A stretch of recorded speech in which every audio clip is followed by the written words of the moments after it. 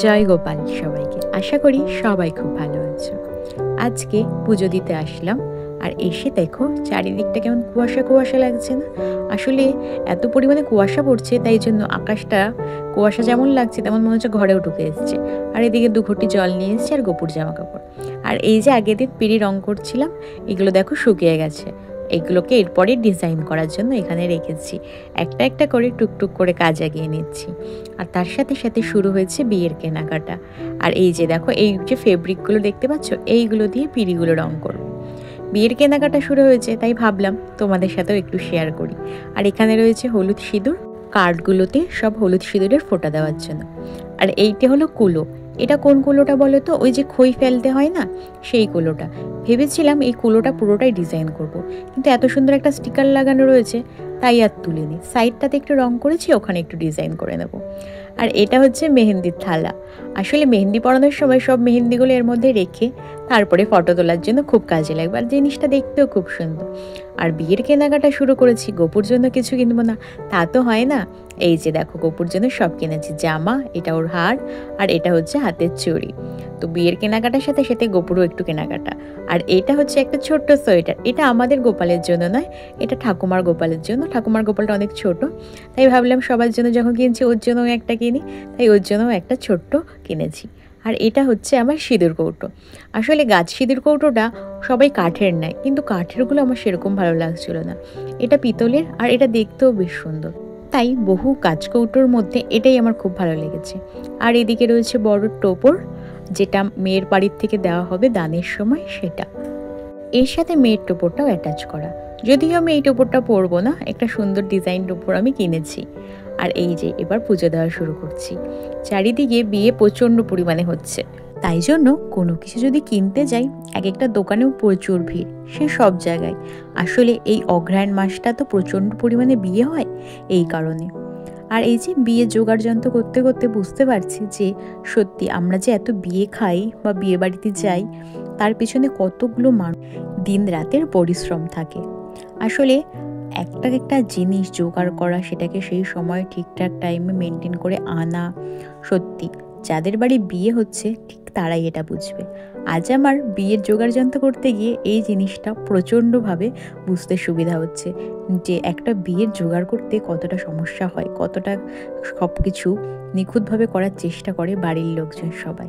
তাই কোনো বিয়ে বাড়িতে গিয়ে খুঁত ধরাটা আমার মনে হয় খুবই খারাপ বা খুবই একটা নিকৃষ্ট কাজ আজকের দিনে দাঁড়িয়ে। যেটা কারোর বাড়ির অনুষ্ঠান হলে সে ভালোভাবে বুঝতে পারে যে কতটা বড় একটা দায়িত্ব এত কিছু মেনটেন করা।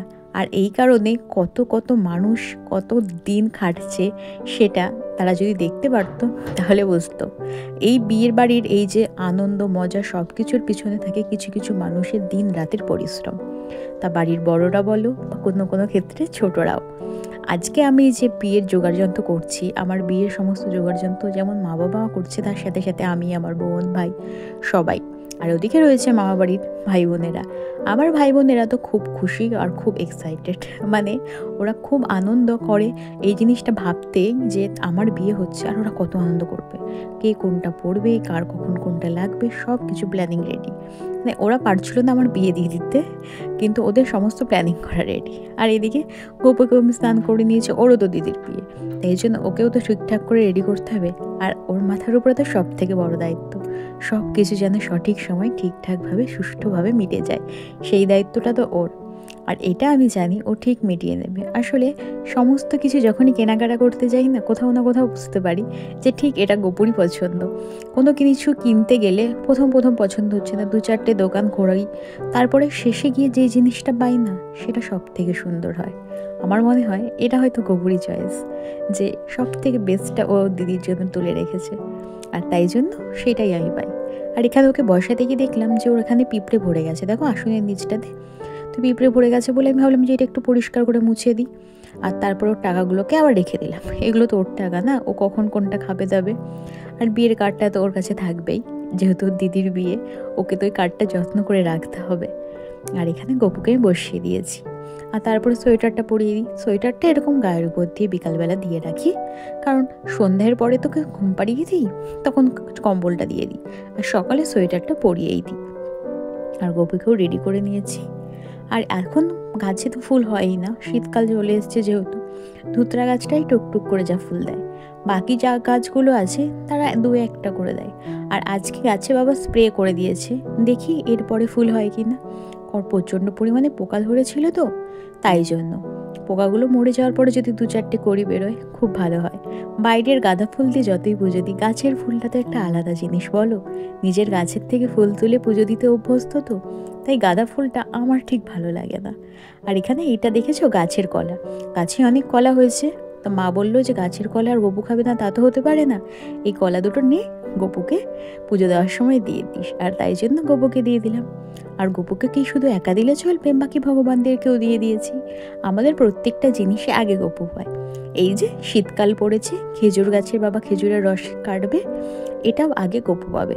তো 2-3 দিন হয়েছে খেজুর গাছটাকে কেটেছে, এখনো রস বেরোয়নি। রস বেরোলে প্রথম রসটা আমাদের গপু খায়, তারপরে খেজুরের রস আমরা খাই, আর বাকি রস দিয়ে গুড় তৈরি করা হয়, খেজুরি গুড়।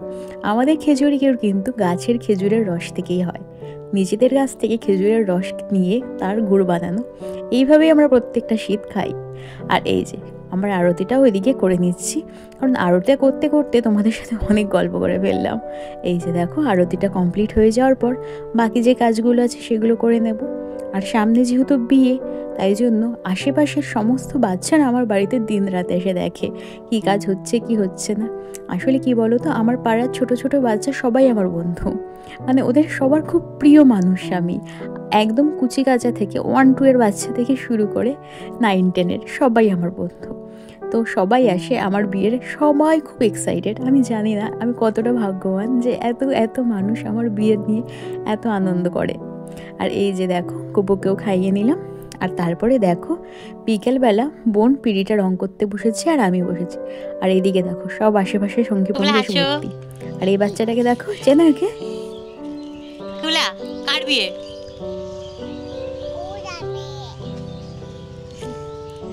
কটা বাজে শোনা?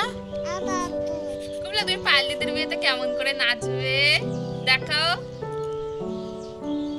ওরকম করে নাচবা? পার্লিদি কেমন করে কাঁদবে?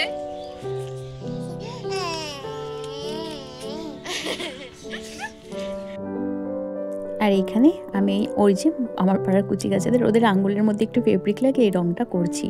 এই গোটা গোটা গোল গোলগুলো ওদের হাতে দিয়ে খুব সুন্দর ছোটো ছোটো হয়ে হচ্ছে। আর এই দেখো পিঁড়িটা কমপ্লিট হয়ে গেছে। এটা হচ্ছে আমার পিঁড়ি, মানে মেয়ের পিঁড়ি।